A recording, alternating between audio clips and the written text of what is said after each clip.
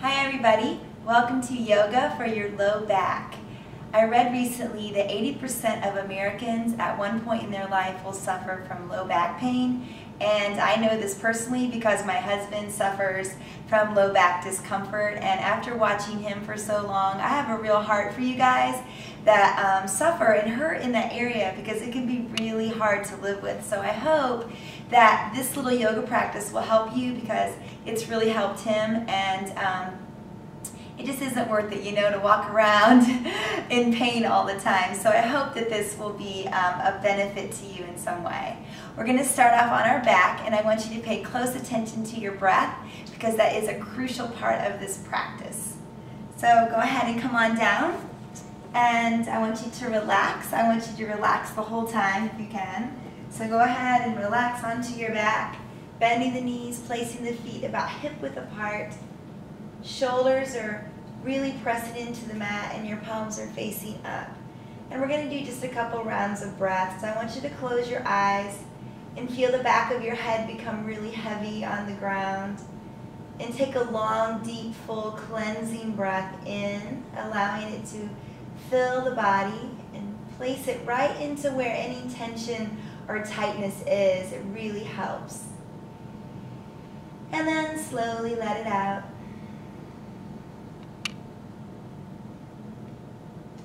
And do the same thing again, inhaling. And letting it go. Good. And you may already notice where your back is. It's probably slightly lifted off the floor, your lumbar, which is your lower curve in your back. And that's great. I just want it to be in a nice neutral place. All right, take your left knee and draw into your chest. Take your hands to the shin, and you're going to feel your lower back press into the floor. And this is great. We want to continue to think about stretching and lengthening our hamstrings and our hip flexors, because when they are tight, that's a common cause of low back discomfort. So keep that in mind. And go ahead and give yourself an exhale and really draw in. If you want a little bit more, straighten your right leg. Continuing to just press gently, feeling the stretch. Go ahead on the next inhalation and just press your arms just straight, pushing your shin into your hands. Good, and if some of you guys want more, you can just place the hands underneath the hamstring of that left leg and begin to slowly straighten that left leg as much as it'll go. And this is wonderful because it's a great stretch for the sciatic nerve, which can also become tight and cause pinching and strain, which we want to get rid of today. Good. Maybe press to the ball of the left foot. Yeah, really flex those toes. Press that hamstring into those hands. Good. And slowly let the arms just come back to the sides and push through that left foot as you slowly lengthen that leg to the floor. Good. And once you get there, just let everything go and relax. Flip your palms down, take a big long stretch over your head, so my block is in the way, and reach. Good, you're going to feel great throughout the muscles in the back. And then exhale, just lower the palms. Good, and go ahead and bend the knees and back where we started. And you may feel that lumbar, that little curve, come back. And that's a good thing. Great. Go ahead and take the right hands to the right shin and just draw that knee to the chest. This is so healthy for your back. Good, and go ahead and just kind of add a little tension there if you want. As in just a little pressing, not adding any stress to the body. And if you want more, take the left leg and lengthen it out. Good, and if you want more, take your hands under the hamstring of the right leg and go ahead and begin to straighten that right leg as much as you can. I know a lot of my runners out there are going to have tight hamstrings, and that's okay. Just go as far as you can. And go ahead and flex those toes, but point through the ball of the right foot. Yeah. And don't be afraid to really press that hamstring into those arms or into those hands. Good. And slowly, when you've got a nice stretch, release the hands. And then push through that foot as you slowly come to the floor. Good, kind of settling here. Lower the palms down and then take a big spaghetti noodle stretch up and back. And you're going to feel that curve come back into the spine. We're creating integrity and strength in the spine today, you guys. So this is so healthy. Reaching, inhalation. And then as you exhale, go ahead and lower the palms. Good, and just relax. Bend the knees. Go ahead and come back to our starting point. Getting a little bit more warm now. I want you to bend your elbows, press your triceps into the floor. We're going to make the curve happen into more of the thoracic spine, which is the place between the shoulder blades. Make sure your feet are hip width, stretch those toes, and here we go with lifting our hips. So it's going to look like this. You're going to press down and inhale, lift the hips halfway. Take an exhale to soften the tush, and then inhale all the way up with our hips.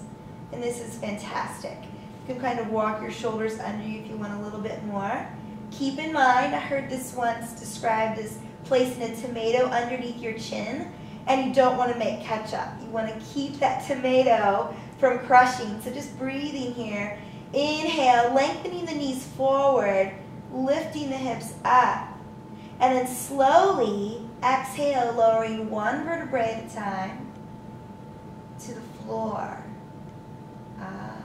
And just pause there. Really good. One more time. Go ahead and press down, lift halfway up. Exhale to soften the tush. And then inhale, lift all the way up. Again, creating this beautiful back bend.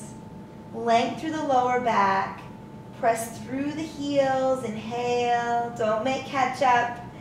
And then finally exhaling, lowering one vertebrae at a time. Finally removing any tension there through the shoulders and then lower the palms. Good. We're going to do what's called a pelvic tilt.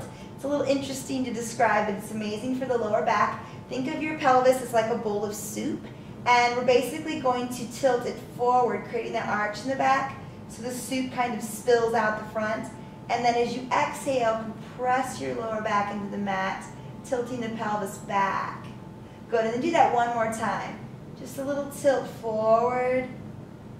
And then exhale, allowing the low back to press into the mat. Good, and just breathe here, softening those muscles. Think of your lower back like a marshmallow melting over a bonfire. And I love that. Sometimes it takes time to get the middle melty too, so sometimes we need to remember not to rush. Good. And we're almost finished. Go ahead and take your hands to your shins and then just press that low back into the mat. This feels so good. Just allow your shoulders to relax. You may be tempted to crunch. Go ahead and flex the feet. We're going to do what's called spine roll up, and it's really good. This is a great little massage for the back. We're going to rock back. Inhale, roll up. Exhale, rock back. Inhale, roll up. It's nice if you have carpet. Exhale, rock back. And then inhale, roll up. Great. Our final pose is dragonfly. I'm going to go ahead and turn and face you. This is fantastic for lengthening the hamstrings. And you can always use a block for this. I know some of you are really tight, and that's okay, because that's why we're here. Go ahead and straddle your legs as far as they'll go. Some of you will need to stay right here. That is no problem. Some of you will be able to come down onto your hands or maybe even your forearms and just soften there. And this stretches all of those muscles along the backs of the legs. But you want to keep the low back really, really soft. Good, and just relax here, breathing in and out. And go ahead, and we're going to come up. And I think your low back is probably feeling a little bit better, I hope. So go ahead and come back into our little pretzel that we started with. And relax the shoulders. Thanks for joining me. I hope that your low back is feeling really, really good. Namaste.